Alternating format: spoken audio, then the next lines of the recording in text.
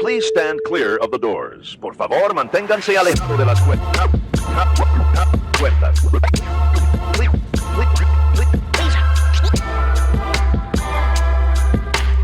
Please stand clear of the doors. Por favor, manténganse alejado. Because this here's the wildest ride in the wilderness! Hello, everyone. I'm Nathan. And I'm Alicea. And welcome to this special bonus episode of Adventures and Mousecapades. Today's episode is a little different and a lot more personal. My guest is someone very special, my best friend, wife, and co-host who just happened to have open heart surgery about 10 days ago and somehow still has a better sense of humor than I do. She's recovering like a champ, and we're sitting down to talk about what it's like to get your chest cracked open and come out with even more strength and grace than before. Aww. Yeah, welcome back, Alicea. Thank you. I wasn't going to do one of these episodes, but you are doing so well, and we needed to fill her to hit our schedule on Monday because our guest has a little bit of a cold. Anyhow, thank you for being on. I love you so much. You're welcome, and I love you too. Aw, shucks. We've talked ever so briefly about kind of what's going on. For folks who weren't aware, Alicea had aortic hemiarch replacement surgery on Friday, August 29th at University of Washington, for those of you not in the vernacular, Medical Center. She's 9 days post-surgery as we sit down to record. Can you share a little bit more about kind of what led up to your surgery? Yeah, I don't mind sharing medical history at all. I mean, if people want to know, they can figure it out anyway. It is out on the webs. We've been keeping a Caring Bridge website going. So my family has a history of high cholesterol. Sometimes they're extremely fit and still have high cholesterol. I am not extremely fit and I have high cholesterol.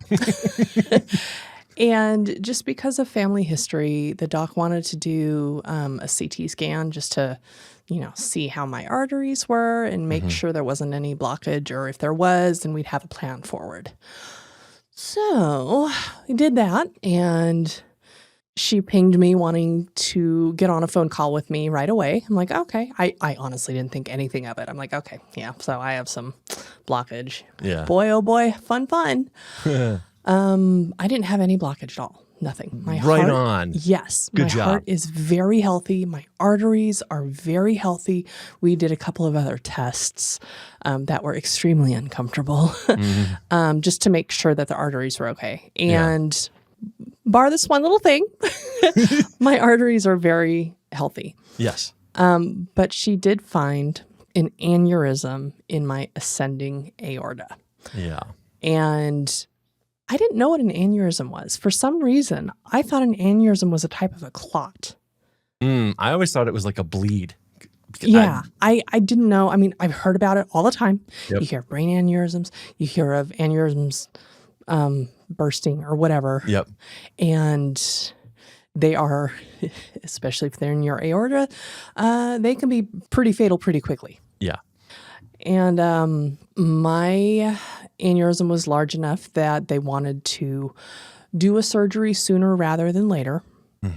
And I am a person who has a bias more towards action with regards to medical procedures. Yeah. Like, I don't want to prolong the inevitable.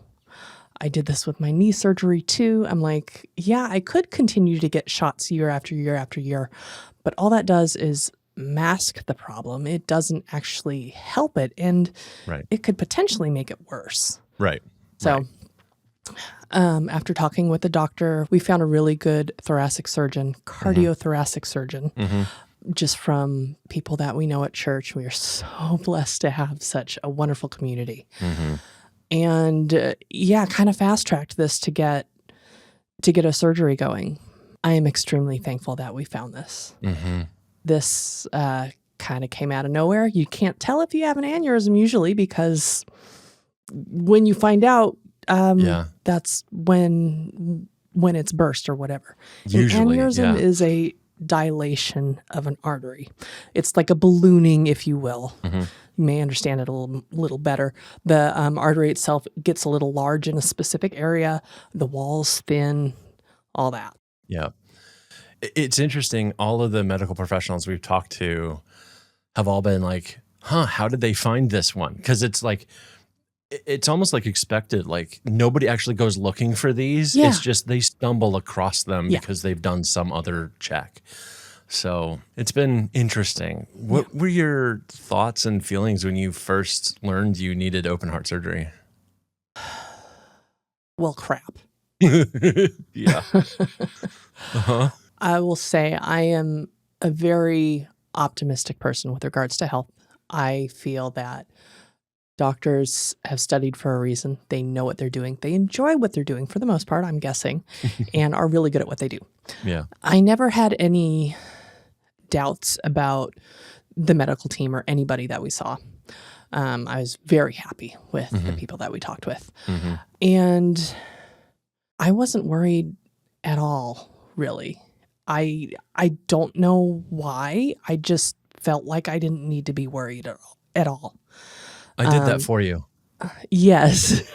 And I know I was very worried. I know that probably was a source of frustration, but I don't know. I wasn't super worried about it. It was just like, oh yeah, this is another thing that I have to go through and do and work through. Yeah. And please don't take that as me not understanding the seriousness of this, because I totally understood how serious and understand how serious this is. Or the risks. Yeah, there are lots of risks. There are things that could happen. There are things that won't happen. You know, it's just it's all over the place. It's a major surgery, and they were doing some major things to my body to make sure it got fixed correctly. But I knew all of that was out of my control. I couldn't do a thing with that. Yeah. At all. Yeah. And I don't feel like I'm really a worrier with regards to stuff, because first off, it stresses me out and there's nothing I can do about it. Yeah. Yeah. No, I think I did your fair share of worrying and my fair share of the worrying and all of the, I am a worrying warrior when it comes to stuff like that. Yeah. How did you prepare mentally and emotionally? Was it just you were good to go? I did some research here and there. Yeah.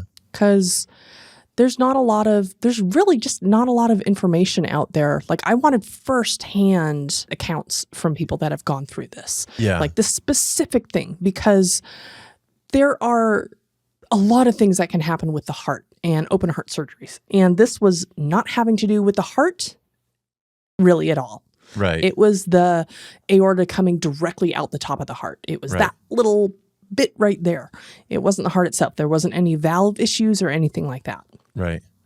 So I did a little bit of searching just on like Reddit or whatever, because people put their own accounts there, and I found a couple good ones, I thought, that just gave me a better sense of what would be happening afterwards. And I think that was the big thing is, okay, like, I don't want to know too much about what is going to be happening during the surgery, because I know myself and I know my brain does not like hearing that type of things and will decide to shut down and said, nope, you're going to go to sleep now. So, but I wanted to know what would happen after. And I am very glad that I looked at that. We did hear from, like I said, somebody at church who has gone through this exact same thing. We're right around the same age. She was just a wealth of information, but I didn't know what to ask. Like, we didn't know what we didn't know. And just in my research online, I was like, okay, so when I get out, I'm going to have a tube in my throat for breathing. I'm going to be awake. Yeah. Afterwards. That shocked me. I was like, you're going to, and I'm going to have tubes in my chest, and I'm going to have all sorts of other stuff coming out of me, just keeping track of things. And that was very helpful. I will say I didn't feel any of that stuff. Like, I didn't feel any of that on my body at all. Yeah. ever. Except for the tube going into my throat. Yes. Yeah. Yes, I felt that. when they said that you were going to be intubated post-surgery and into recovery up in the ICU, that was actually my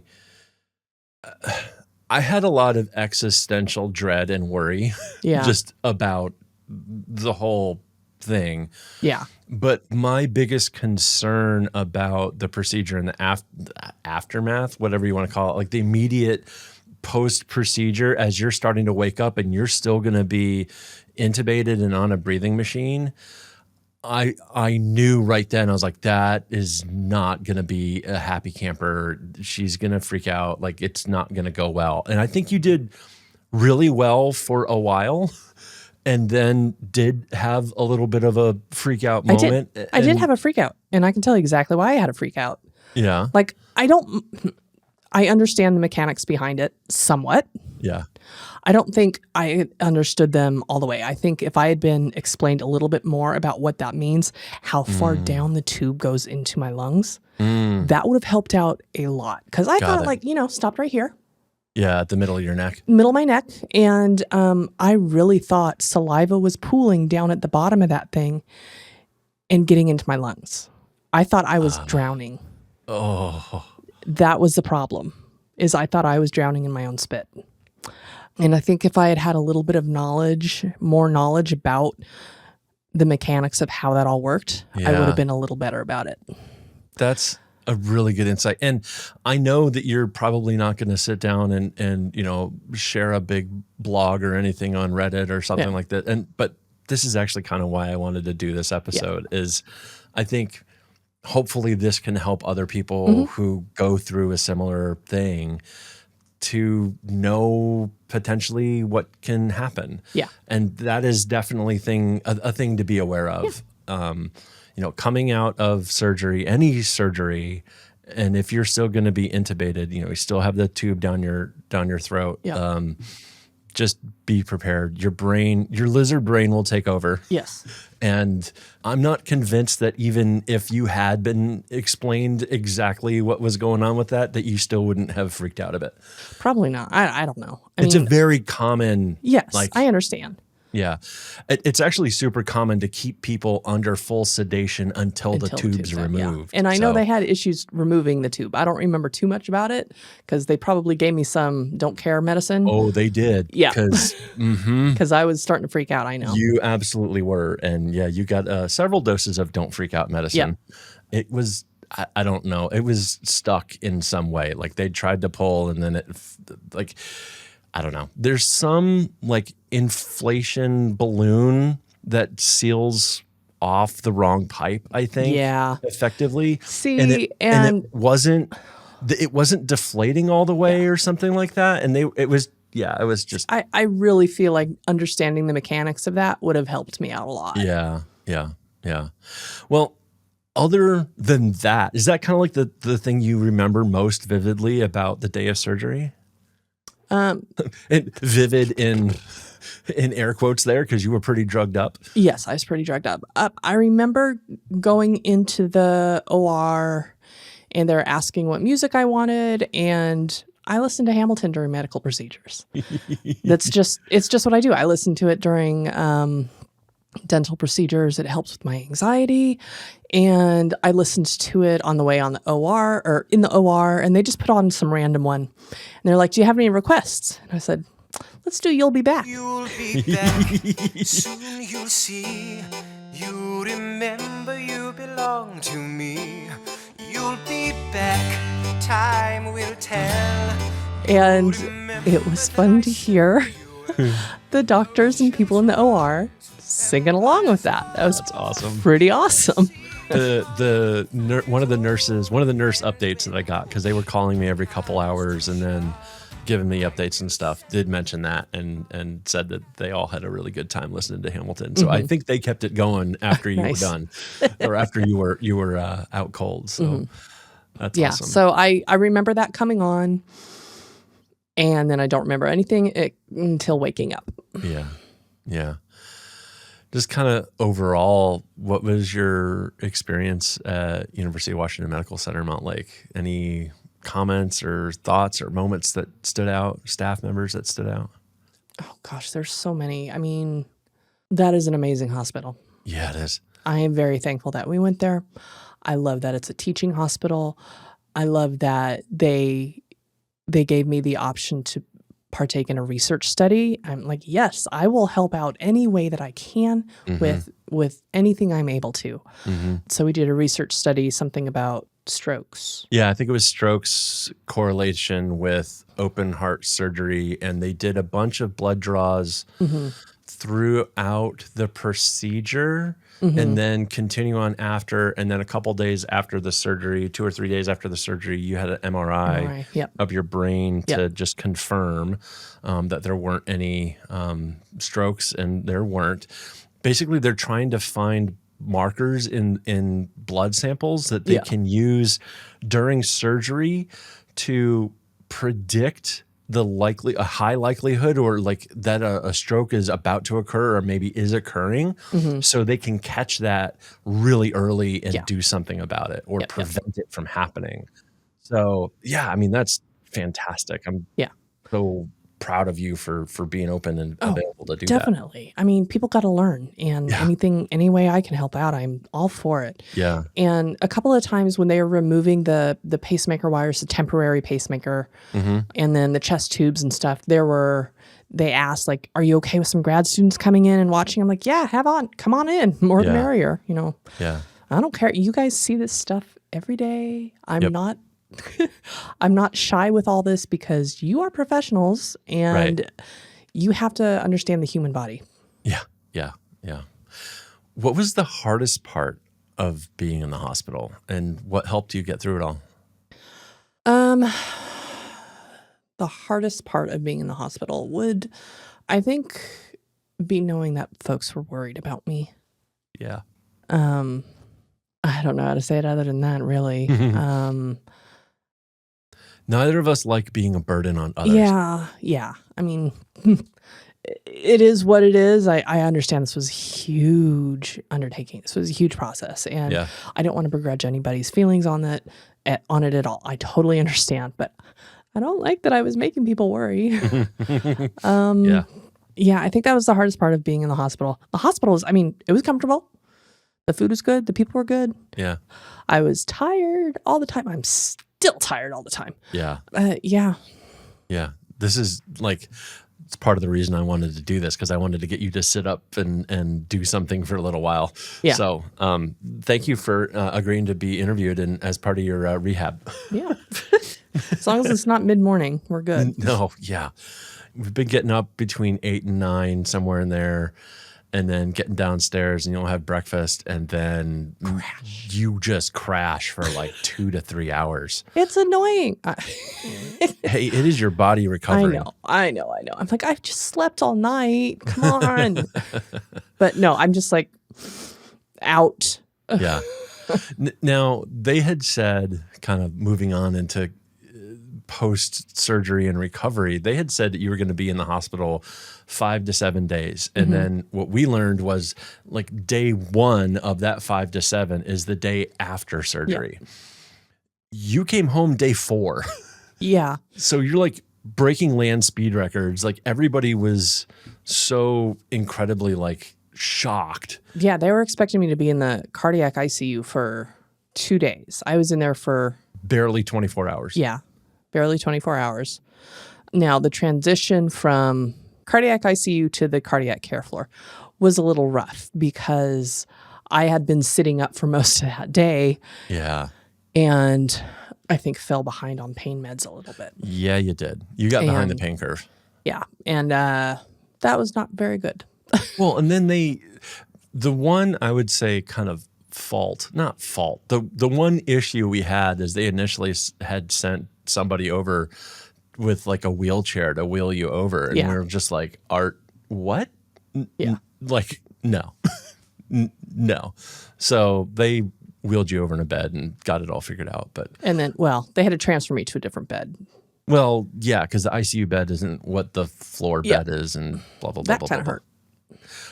Yeah, because they got to do their thing, but it all worked out. how are you feeling now, both physically and emotionally? Physically, the exhaustion is an issue. Mm. I'm tired all the time. I know that's to be expected. My body is healing. Yeah. It's just really weird because it's quite random on when it happens, except for like mid-morning. Yes, I'm going to be tired. I'm going to fall asleep. Yeah. And then sometimes in the afternoon, it's random. Yeah. I'll just start getting tired. So mentally, I'm not entirely sure. I mean, I think I feel fine. I know I'm going to get bored pretty soon. Yeah. And then I'll start watching TV or something. I've just got sports on and some things here and there. Yeah. But because I fall asleep so easily, I'm just like, I don't know if I want to start anything quite yet. Yeah. Yeah. That makes sense. What surprised you the most about the recovery process so far? You're a week and a bit in. How quickly I got out of there, I guess. Yeah. My level of pain has been pretty low. Yes. Remarkably so. Yeah. And I am waiting for that other shoe to drop. Uh-huh. I took some Oxy right before we came home, just to help with the ride home. And before that, I think it had been a couple of days before I had any. Mm-hmm. You've just been doing Tylenol and some muscle relaxers. Yeah, muscle relaxer here and there. And I'll feel a little bit of discomfort here and there from the incision site. Most of it is just muscle ache, like my back and shoulder hurt every now and then, quite a bit.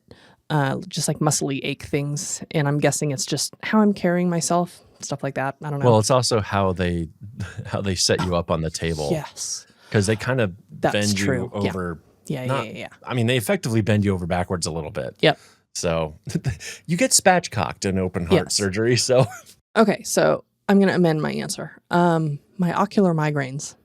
Oh, yeah. I have a lot of those.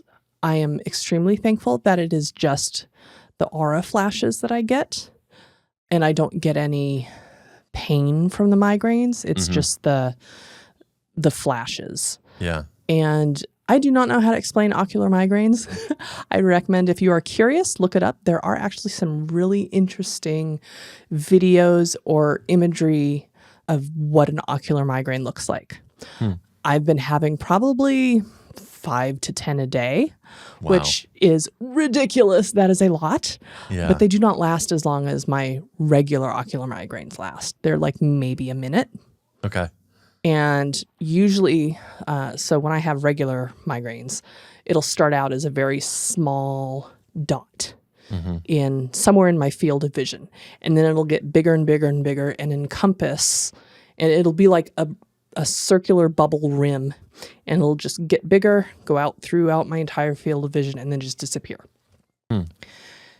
And that usually takes about a half hour for my regular ones. These will be about 1 to 2 minutes long, and it'll start out small and just be a little blip. It'll stay small, maybe get a little bigger, and then just go away. Huh. And you used to have like, what, maybe, well, I mean, historically, you've been not very many of them, but recently, in the recent last couple of years, you've maybe had like, what, 1 a month, maybe 2 a month? Yeah. Now you're having like 5 to 10 a day? Yeah. Yeah, it's been hormonal. Yeah. The migraines. Yeah. Well, except for post-surgery. Now, we will say this is one of the things that we heard, that some people do have a lot of migraines post-surgery. And so thankful that these don't seem to have pain involved in them. Yes, very much so. Yeah. So obviously we've had a ton of support from folks online, our friends, our family. We've got this like meal train set up for like most of the rest of the month. Yep. We're just so incredibly thankful for our various communities who have rallied around us. Yes. And I guess, one of the questions that I had was like, what role has that kind of played in your recovery? But I think we're really kind of early in that. And I guess I want to pivot to like, and I know you aren't finished with all of this. No, just starting. This is a 2 to 3 month recovery to get back to quote unquote normal. But just so far, like, has this whole experience changed your perspective on life or health or anything else in any way? I don't think so. Not really. I mean, I'm pretty good about seeing a doctor if I'm having issues. I mean, I'm not the best, but I still do go see a doctor if I have any issues. And I highly recommend doing that. Yeah. Go to see somebody if you're not feeling well. Yeah. Yeah. And this was just a regular lab test type thing, just regular blood work that hadn't been done in a couple of years type stuff. That's how this was found. Right. Because then it was like, oh, hey, cholesterol's like high. Yeah. And that was the first time I think ever your cholesterol had really been high. And then given family history, it's like, oh, let's do a precautionary CT scan. And then, hey, your arteries are great. Yeah. Hey, you have an aneurysm. Yeah. And then we had a bunch of other tests. You kind of alluded to this earlier. There's a bunch of other procedures leading up to the main surgery that were done that validated that there were no other issues with your heart or arteries and things like that. So yeah, it's been a ride. Looking forward, like, what are you most looking forward to as you continue to heal? What do I most look forward to? I'm not sure. Continuing with our life like we usually do, like going on vacations and making memories and having fun, all that stuff. One of my big questions that I am going to ask the doctor is, am I still okay to go on roller coaster rides? It's very, very important to me. Well, we'll ask him in a week, and of course we'll just say, like, no, obviously not right now. No, it won't be till June or so, but yeah. Yeah. We'll get you up and going. Yep. Do you have any advice for others who might be facing a similar surgery or recovery process? Your mileage may vary. Yeah. Everybody's going to be extremely different in how their body handles stuff like this. Find a support group. Find people that love you and that will take care of you. And it's okay if you don't know stuff. Ask. Yeah. Don't be afraid to ask for help. I think that's one of the hard things for us is asking for help. Yeah. Like, neither of us want to be burdens on people. Even if people want to help, we're like, okay, you may just have to force that because it's just hard for us. Yep. Yeah. There's resources out there. There's people out there. Use your community. Yeah. Use your community. Be open to using your community and letting everybody else help you too. Yep. That's important. Well, that's a wrap on this little bonus episode. I do want to give a huge thanks to my amazing wife for sharing her story and reminding us all that recovery is not just about healing, but also about humor, love, and a lot of patience, mostly with me. If you enjoyed this episode, please do send some good vibes Alicia's way and maybe a few snacks because hospital food is officially behind us.